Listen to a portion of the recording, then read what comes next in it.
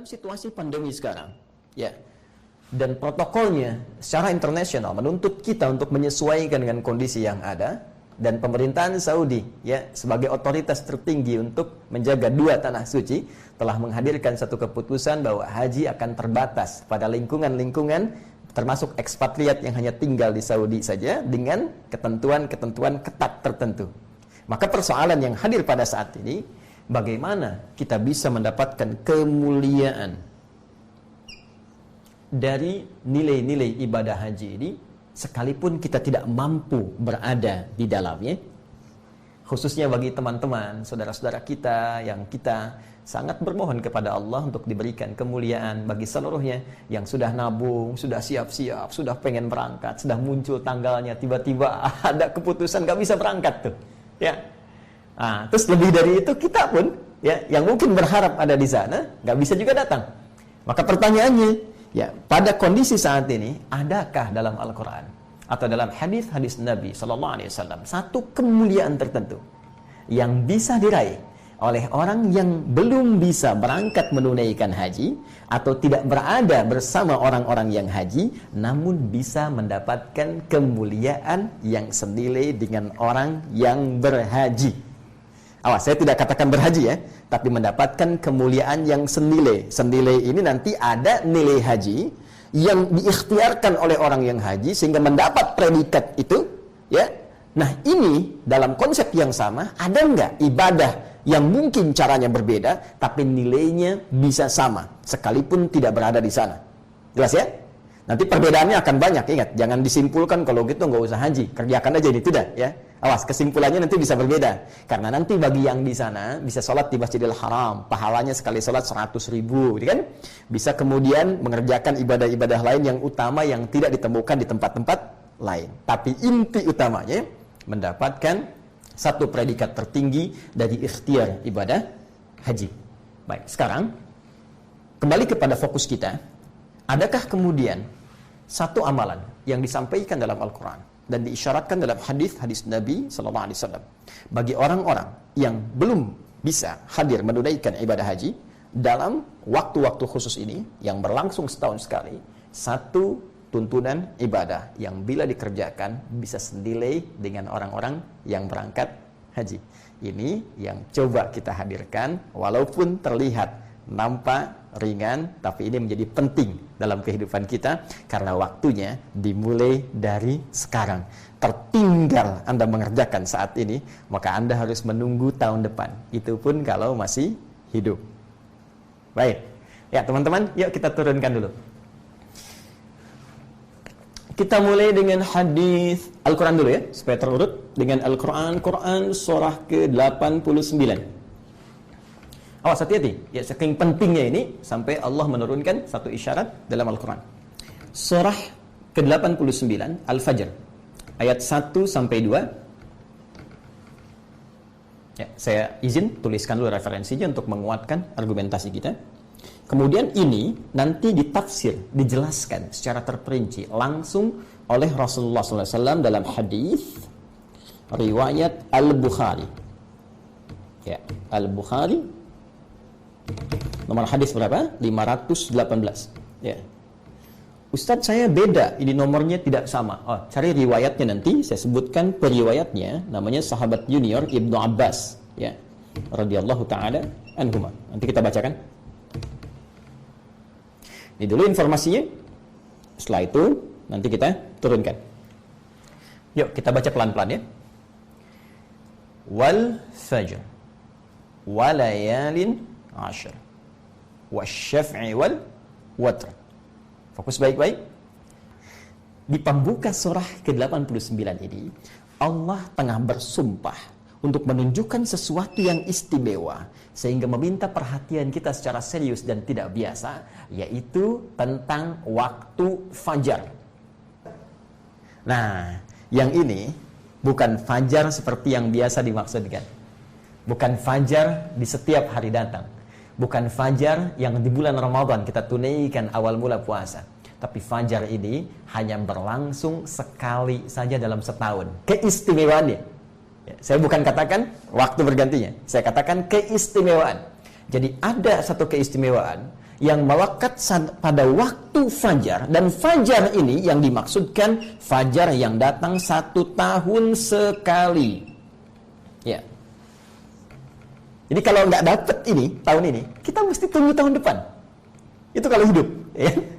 Dan saking pentingnya fajar ini, Allah sampai bersumpah menggunakan waw. Tadi yang telah saya uraikan. Nah, sekarang kita minta kisi-kisinya kepada Allah. Ya Allah, fajar yang mana ini? Ya, fajar yang kapan? Apa keistimewaan di saat itu?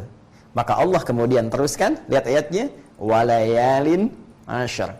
Fajar ini diikuti oleh 10 malam sebelumnya. Nah, jadi ada 10 malam, teman-teman sekalian, 10 malam. Ya. Jadi kalau kita hitung 10 malam itu kan pasti dari 1 sampai dengan malam 10-nya kan? Ya. 1, 2, 3, 4, 5, 6, 7, 8, 9, 10. Ya kan? Baik, kalau kita ukurkan dari 1, 2, 3, 4, 5, 6, 7, 8, 9 sampai malam ke 10-nya. Ya, sampai datang fajar. Jadi walayalin asyr, kata Allah, fajar ini didahului oleh 10 malam yang istimewa juga. Ya. Wasyaf'i wal watr. Yang malam-malam ini akan memberikan tanda kepada kita hari-hari genap dan ganjil. Ya, sudah pasti itu kan?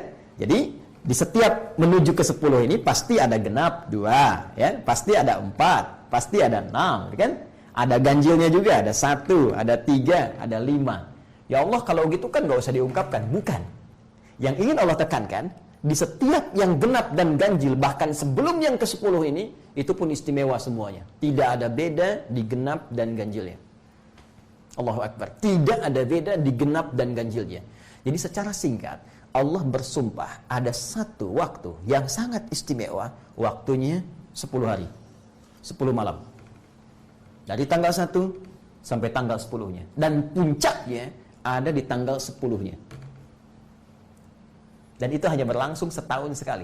Sampai sebagian ulama ada yang memberikan penjelasan saking istimewanya, ini pahalanya di satu sisi tertentu bisa melebihi keutamaan Ramadan. Di satu sisi tertentu.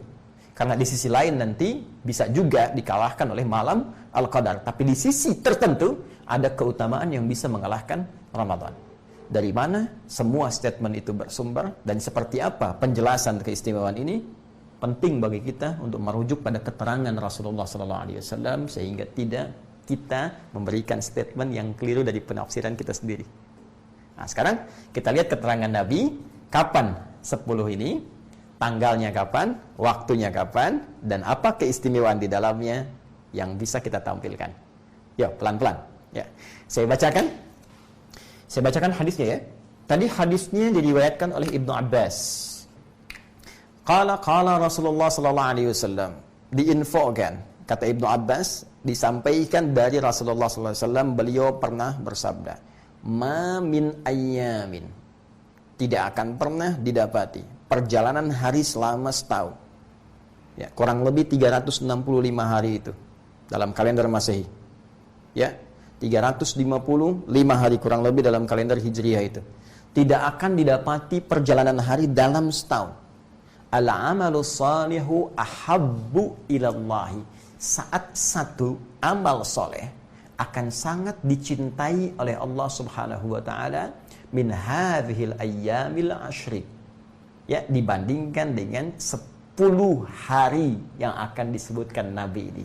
Jadi, ada 10 hari, teman-teman, yang kalau kita beramal saleh, awas hati-hati, beramal saleh, maka status amalan ini bukan sekedar menjadi amal saleh, tapi statusnya akan naik menjadi amal saleh yang sangat dicintai oleh Allah Subhanahu wa ta'ala. Ya, amalan yang paling dicintai Allah. Karena itu, ketika seorang hamba dalam penuh maksiat pun terliputi oleh sisi hitam yang pekat. Ya, mohon maaf, misalnya hampir semua maksiat pernah dia cobain tuh. Ya, bahkan jangankan dosa kecil, dosa besar pernah ia kerjakan. Satu titik ada kesadaran yang menghunjam pada jiwanya, ada sinar hidayah yang menghantam pada kolbunya yang paling dalam satu renungan dia berhasrat untuk kembali kepada Allah. Lalu tiba-tiba dia bertobat dan mendapatkan cinta Allah. Apa yang terjadi? Ketika cinta itu hadir, maka ampunan diberikan tanpa pernah melihat berapa besar dosa yang pernah ia kerjakan. Ini kaidah ada di Quran surah ketiga Ali Imran ayat 31. Quran surah 3 ayat 31. Qul in kuntum tuhibbunallaha fattabi'uni. Ya, fattabi'uni yuhibbukumullah. Katakan Muhammad sallallahu alaihi wasallam, jika hambaku, umatmu itu serius mencintai aku, maka buktikan cinta mereka dengan mengikuti tuntunan-tuntunan yang kau bawa itu, yang aku tunjukkan kepadamu. Ya, yuhibbukumullah. Maka dengan itu, teman-teman sekalian, lihat kalimatnya, Allah pun akan membalas mencintai mereka. Tapi syahidnya, keterangannya bukan di sini, ya. Lihat ayat selanjutnya, lihat kaidahnya. Yuhibbukumullah, ketika Allah mulai mencintai hamba, apa yang Allah berikan? Wa yaghfir lakum dzunubakum. Allah akan berkenan mengampuni seluruh dosa-dosa hambaku. Seluruh dosa-dosa kalian, kata Allah. Itu baru dosa. Jadi kalau dosa sudah diampuni, ya, kemudian keluar tuh, ya, semua yang kotor-kotor, yang buruk-buruk keluar, bukankah yang baik-baik masuk? Ya. Jadi kalau orang sudah dosanya kosong, ya, sudah minimal, salahnya sudah hilang, solehnya muncul, maka secara singkat, bukan hanya ampunan turun, tapi bukankah doa juga mustajab? Kalau doanya mustajab, mudah dikabul, mau minta apa? Sedangkan Allah tanpa batas. Makanya orang-orang dulu baru nyebut aja udah diberi. Bahkan ada orang yang istighfar sudah dikabulkan. Masih ingat kisah tukang roti yang pernah saya sampaikan? Yang paling dahsyat, ada orang yang belum minta sudah diberikan. Jadi kalau Allah sudah mencintai seorang hamba, jangankan dosa yang diampuni, semua kebutuhan dicukupkan. Bahkan belum minta, sudah diberikan. Ada yang dimudahkan dalam hidupnya. Ya, bukan nggak punya masalah. Ya. Ingat, tidak ada manusia hidup tak punya masalah. Jadi ada orang-orang yang bukan nggak punya masalah, setiap mau ada persoalan diringankan oleh Allah, sehingga seakan-akan nggak punya masalah. Nah sekarang, shortcutnya apa? Di antara sekian waktu yang kita lalui, ada jalan cepat untuk bisa mewujudkan itu, dan itu latihannya 10 hari saja. Tadi yang disampaikan. Min hadzil ayyamil ashri, ada 10 hari saja kata Nabi, lalu mencoba beberapa sahabat untuk mengkonfirmasi lagi kepada Nabi. Ya Rasulullah, ya qalu, berkata sebagian sahabat, ya Rasulullah, walal jihadu fi sabilillah. Apakah jihad fi sabilillah pun kemuliaannya, keistimewaannya tidak mampu menandingi 10 hari ini? Malam dan siangnya? Kata Nabi, walal jihadu fi sabilillah. Bahkan jihad fi sabilillah pun tidak mampu menandingi keutamaan amalan ini. Allahu Akbar. Illa, kecuali satu jenis jihad saja. Jadi ini yang paling tinggi, ya, tingkat yang paling pertama. Illa rajulun kharaja bi nafsihi wa malihi wa lam yarji' min dzalika bi syai'. Kecuali seseorang yang berjuang dengan hartanya, dengan jiwanya, maksudnya sampai dia wafat. Ya, guru yang berjuang sampai wafat, Masya Allah, kan? Ada yang berjuang mengajar, guru-guru mengajar. Ada yang berjuang, suami berjuang mencari nafkah yang benar untuk anak-anaknya, diniatkan ibadah kepada Allah. Dia berjuang keluar. Ya, ada yang tuntutan, kemudian membela agamanya, membela kehormatannya, membela negaranya, diniatkan sebagai ibadah. Sampai dia kemudian berniat dan wafat dengan harta, dengan jiwanya. Jadi perjuangan dengan harta sampai dia wafat dengan jiwanya, itu yang yang tidak bisa ditandingi oleh apapun. Tapi sepanjang tuntutannya tidak ada, maka yang ini yang lebih unggul. Yang ini yang lebih unggul dan tidak bisa ditandingi dengan apapun. Nah, apa dan kapan waktunya yang 10 ini?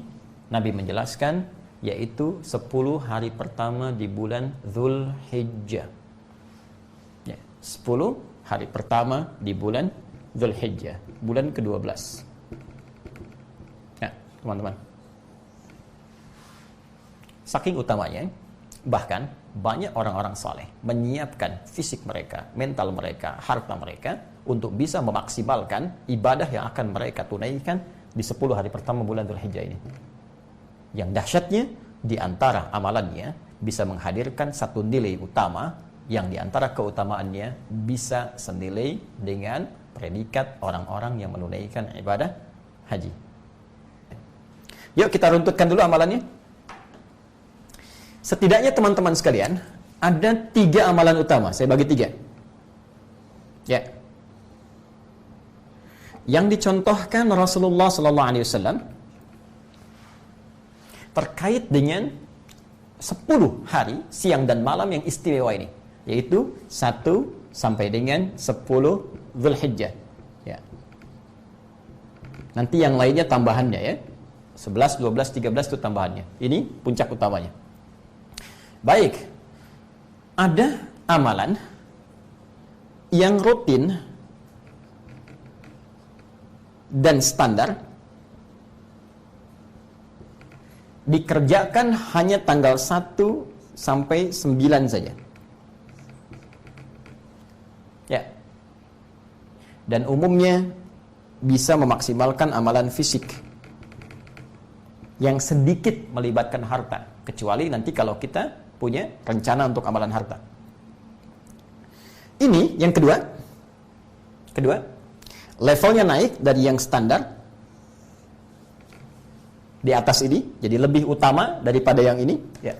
Dan kalau kayak katakan utama, berarti tidak semua orang bisa mengerjakannya. Yaitu amalan yang khusus menggunakan harta. Ya. Jadi sifatnya amalan harta. Yang terakhir, yaitu amalan puncak yang sangat menentukan.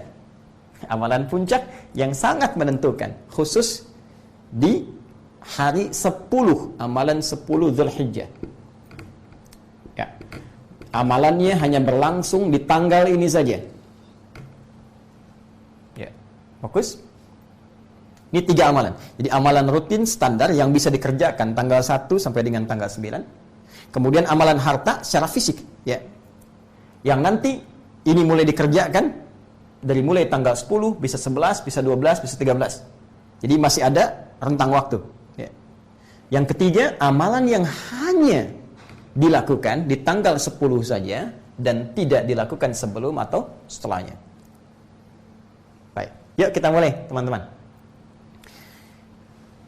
Seluruh amalan ini disebut oleh Rasulullah SAW itu sebagai satu ungkapan saja, amal soleh. Lihat kalimat nabinya di hadis tadi, ya, ma min ayyamin al-amalu solihu ya fiha ahabbu ilallah.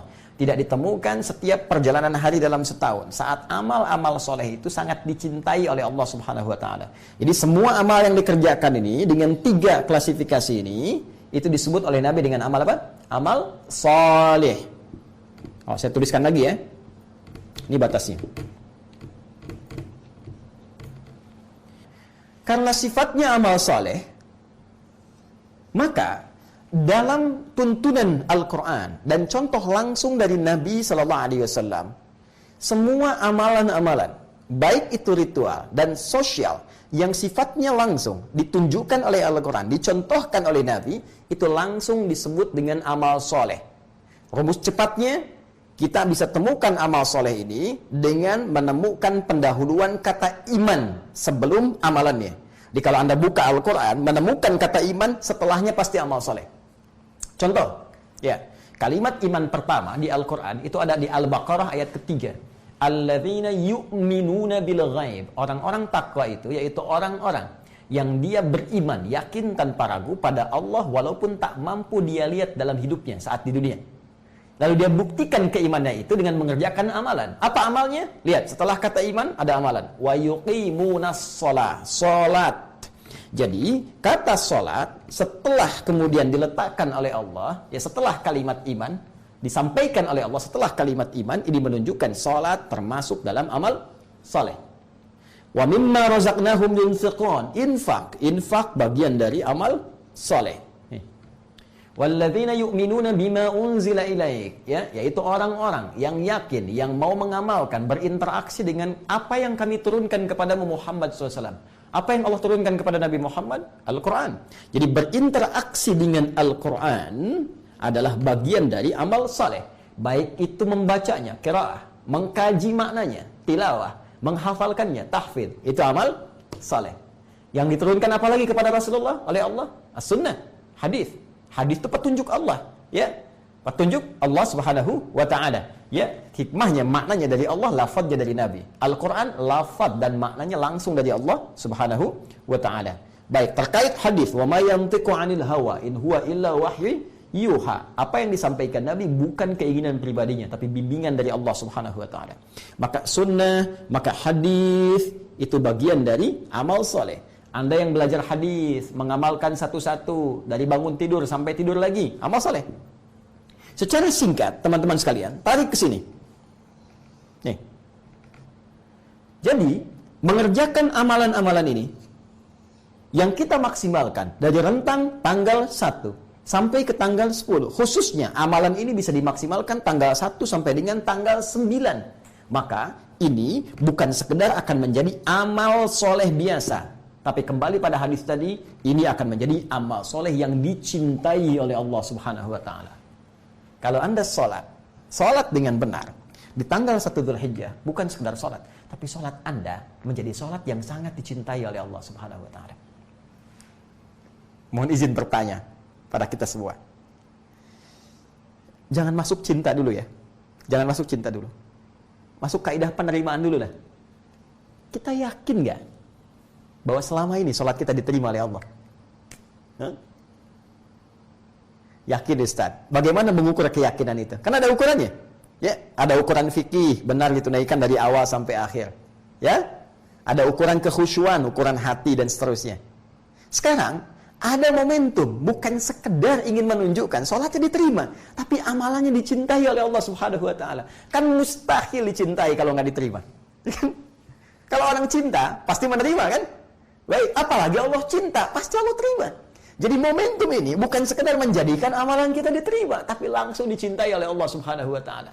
Dan saat Allah mencintai itu tak terbayang, begitu Anda bangun malam, lalu kemudian Anda sujud, malam 1 di malam kedua, Anda sujud, malam-malam Anda bangun.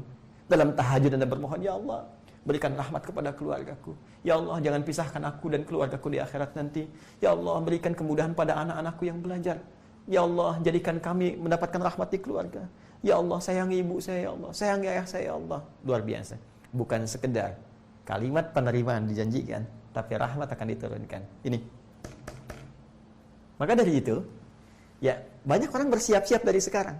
Karena sholat ini umum sifatnya. Kalau umum itu artinya mencakup fardu dengan sunnah. Maka dari sekarang, coba teman-teman bikin kurikulum. Sholat apa saja yang bisa dimaksimalkan, sehingga kita bisa tunaikan di rentang waktu ini. Ya, bukan cuma fardunya, yang 5 waktu 17 rakaat, subuh sampai dengan isyanya. Teman-teman ada sholat sunnah, rawatib, 2 rakaat sebelum subuh, 4 rakaat sebelum zuhur, 2 rakaat setelah zuhur, 2 rakaat setelah maghrib, 2 rakaat setelah isya. Ada salat mutlaknya, 4 rakaat sebelum asar, ya 2 rakaat sebelum isya. Ada salat duhanya, ada syuruknya. Ayo maksimalkan. Ya. Kapan lagi salat kita dicintai Allah? Ya. Infak. Makanya tadi saya katakan, ya, mohon izin, kalau ini kan amalan murni fisik, salat itu amalan murni fisik, tidak ada orang salat bayar.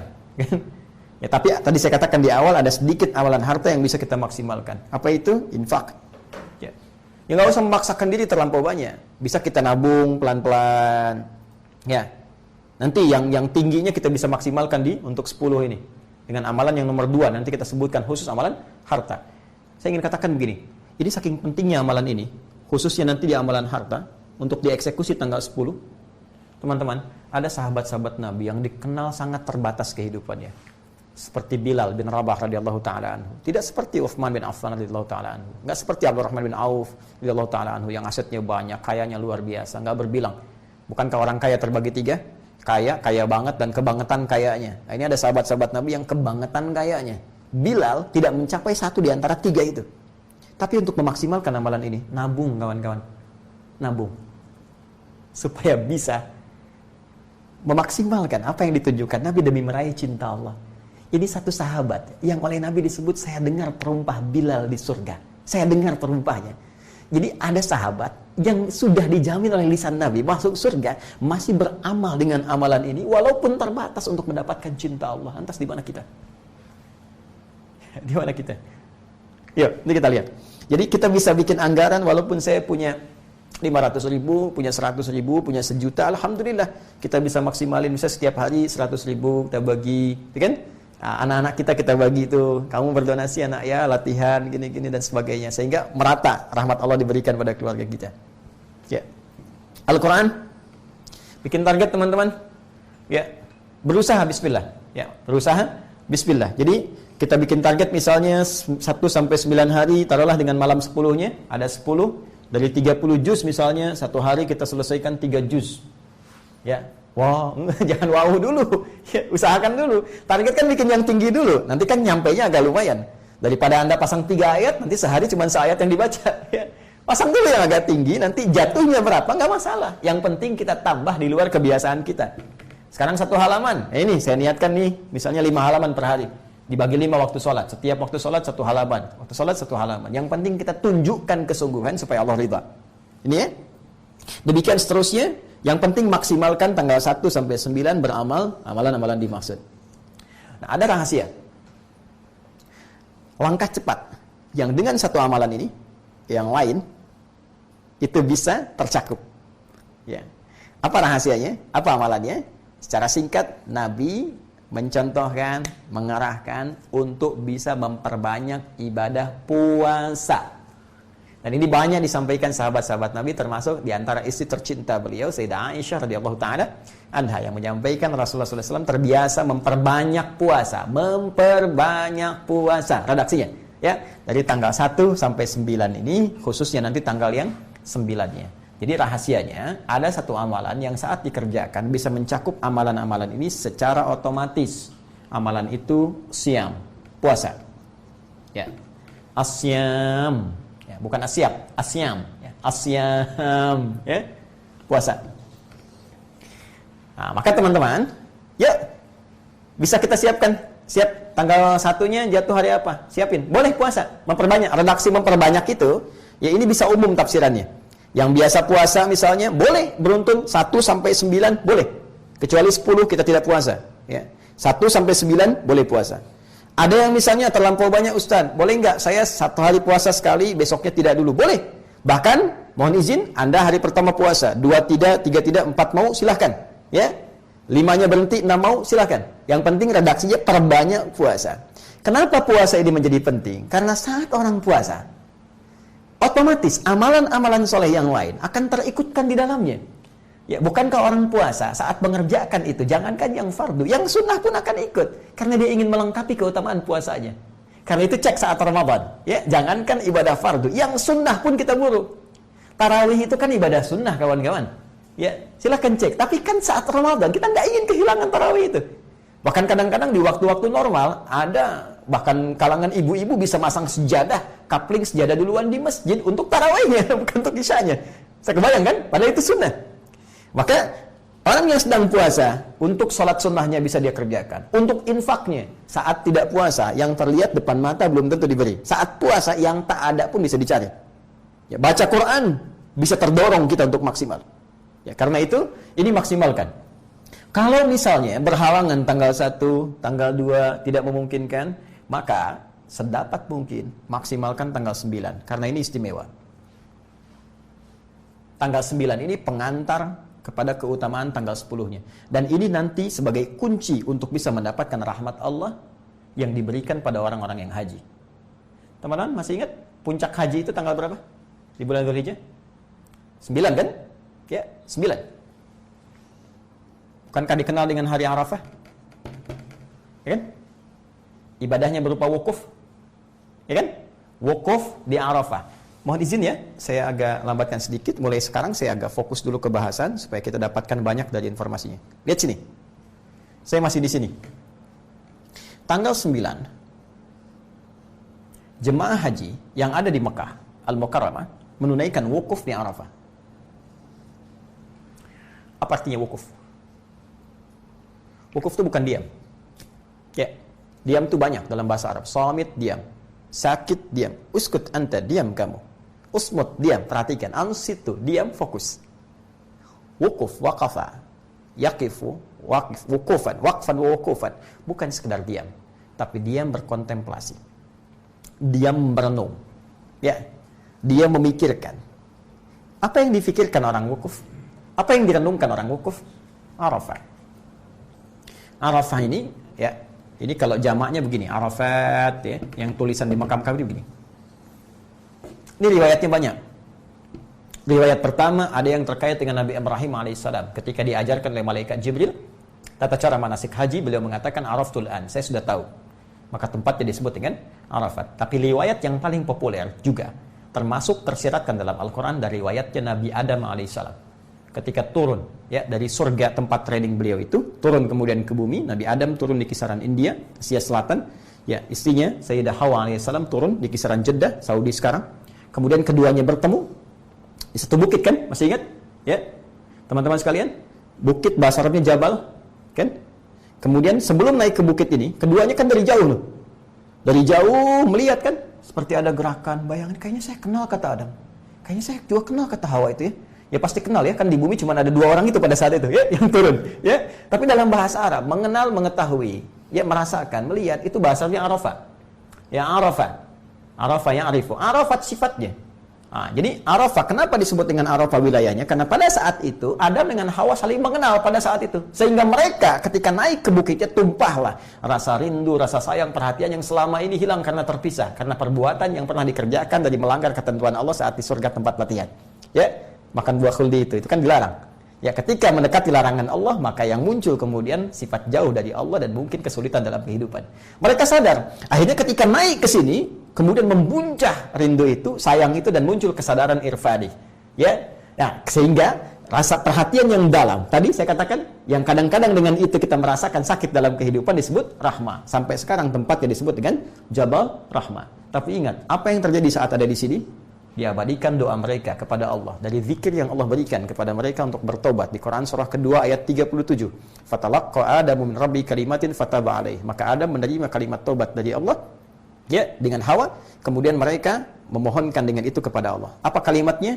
Di Quran surah ke-7 ayat 23. Rabbana zalamna anfusana wa illam taghfir lana wa tarhamna lanakunanna minal khasirin. Ya Allah, kami telah berbuat banyak kesalahan dalam kehidupan. Dan kalau ampunanmu tidak diberikan kepada kami tidak tahu bagaimana harus menjalani kehidupan ini. Tentu kami akan rugi dalam kehidupan. Kami jauh dari rahmat-Mu ya Allah. Maka mereka dengan itu berkontemplasi.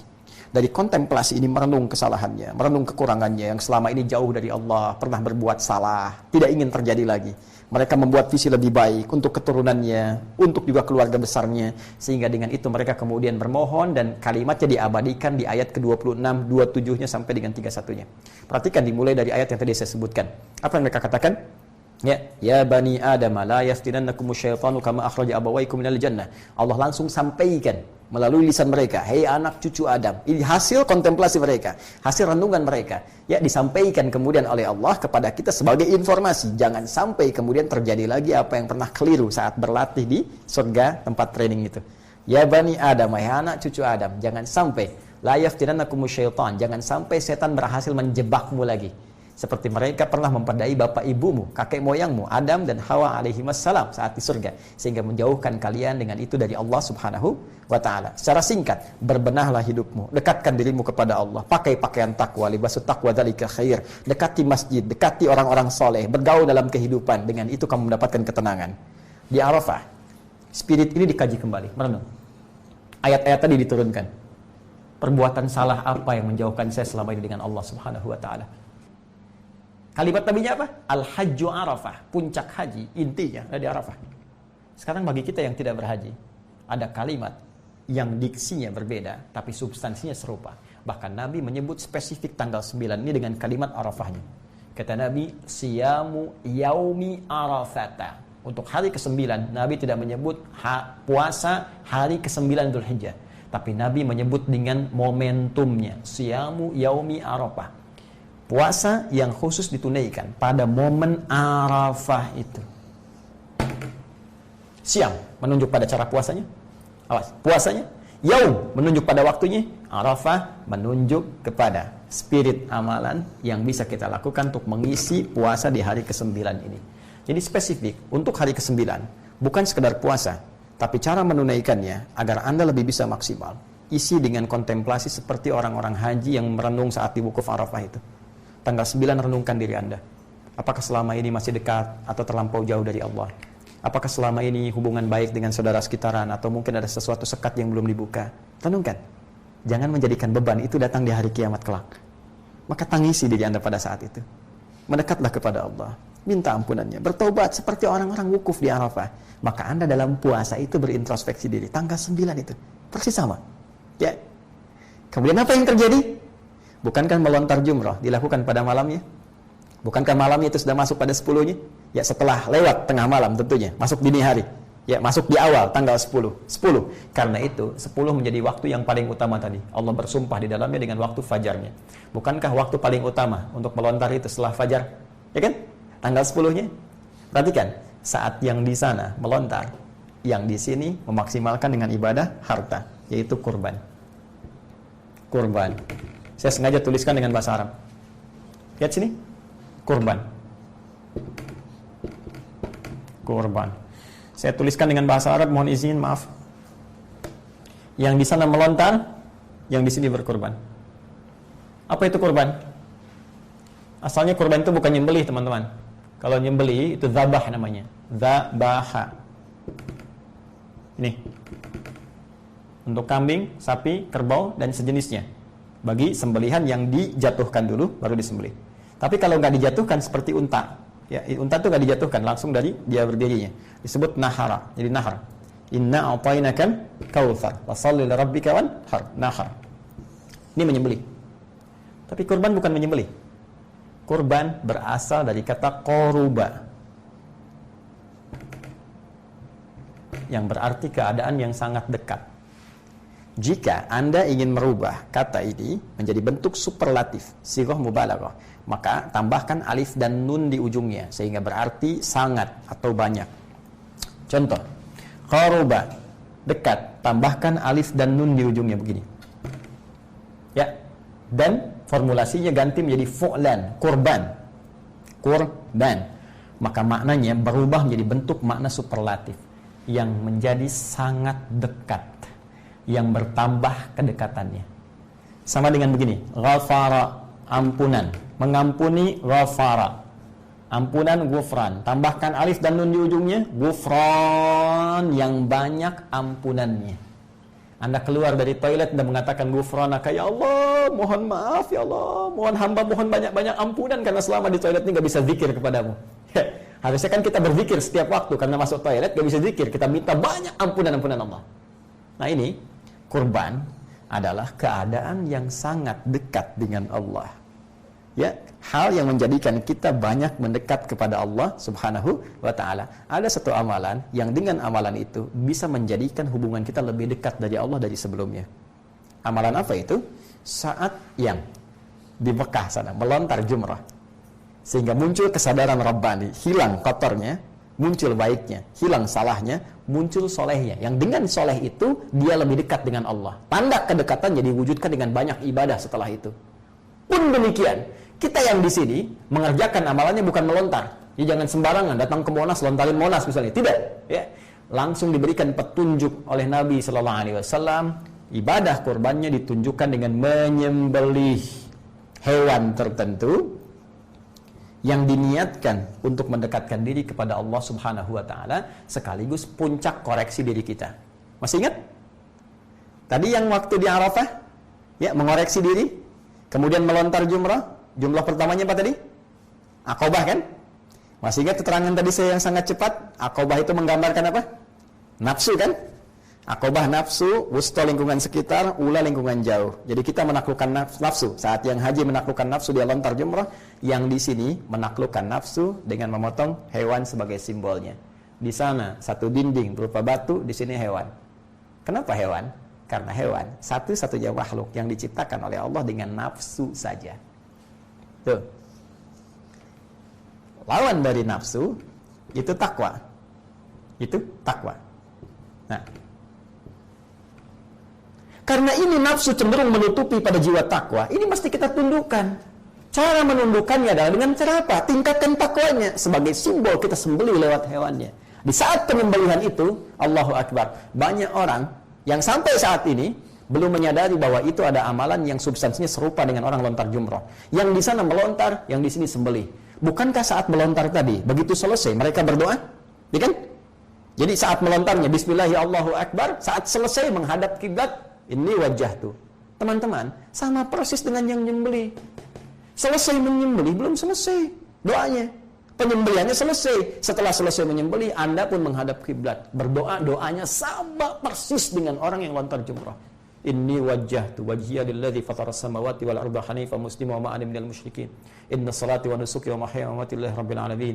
La syarika lahu bidzalika umirtu wa ana minal muslimin. Ya Allah, mulai hari ini aku pasrahkan diriku sepenuhnya kepadamu ya Allah. Ya Allah, pemilik langit dan bumi, pencipta semua alam. Sungguh, sampai saat ini, seluruh salatku, ibadahku, sampai kurbanku sampai ini ya Allah, aku berusaha menunaikannya untukmu ya Allah. Jika engkau masih berikan kesempatan padaku untuk hidup, berikan bimbingan supaya aku lebih baik dari sebelumnya. Jika memang tidak waktuku untuk wafat, mohon jadikan akhir hidupku baik dalam pandanganmu, dan aku pasrah sebagai orang Islam dalam keadaan wafatku kepadamu. Tuh. Kalaupun Anda tak sembelih, orang lain yang sembelih, tanyakan, kapan disembelihnya hewannya? Pada saat disembelih, begitu selesai Anda menghadap kiblat berdoa. Jadi ketika Anda selesai berdoa, mesti muncul perbedaan. Apa perbedaannya? Karena Anda telah mengawali dengan puasa. Di puasa Anda mengoreksi diri. Yang ini wukuf, yang ini puasa. Ya, Anda nggak usah gengsi tanya pada pasangan, apa kesalahan saya selama ini? Apa yang kurang-kurangnya? Seperti orang wukuf bertanya, kesalahannya apa? Dia koreksi pada saat itu. Tanya kawan-kawan. Ya, Anda introspeksi diri, Anda muhasabah. Di situ Anda menilai, Anda melihat, tangisi diri Anda. Kalau belum pagi bisa menangis, siang menangis. Kalau siang belum bisa menangis, sore, asar menangis. Kalau belum bisa menangis, menjelang maghrib menangis. Kalau nggak bisa juga malam 10-nya, takbir, menangis kepada Allah. Atau tangisi diri Anda yang belum bisa menangis. Jelas? Jadi begitu ini selesai, Anda menyembelih tanggal 10, ya, dengan amalan harta tadi, yang di sana lontar jumrah. Maka tandanya, setelah itu kita bahagia. Maka dengan bahagia itu kita banyak bertakbir kepada Allah. Allahu Akbar, Allahu Akbar, Allahu Akbar. Seperti orang yang sana pun bertakbir, yang sedang berhaji. Begitu mereka tuntas kemudian bertakbir, kita menunaikan sama-sama amalan. Orang yang haji, begitu mereka tawaf ifadah, kan? Atau mohon maaf, ya, belum bisa dilakukan karena menunggu untuk di Muna dulu, miqat dulu misalnya, mabit dulu di Muna, ya, mabit di Muna, maka mereka memilih untuk diam di Masjidil Haram. Ada yang mengamalkan satu amalan. Amalannya sama dengan yang kita kerjakan, yaitu khusus dikerjakan tanggal 10 saja. Amalan apa itu? Salat Idul Adha. Salat. Bukankah dalam salat ini, bahkan sebelum salat kita memperbanyak takbir? Bukankah takbir lambang kebahagiaan, lambang petunjuk, lambang perubahan? Itu ada di Quran surah kedua di akhir ayat 185. Walitukabbirullaha ala ma hadakum wa la'allakum tashkurun. Dan setelah kalian puasa itu menundukkan nafsu kalian saat puasa, perbanyak takbir. Takbir ini sebagai gambaran syukur kalian karena Allah telah memberikan petunjuk supaya kamu jadi lebih baik dari sebelumnya.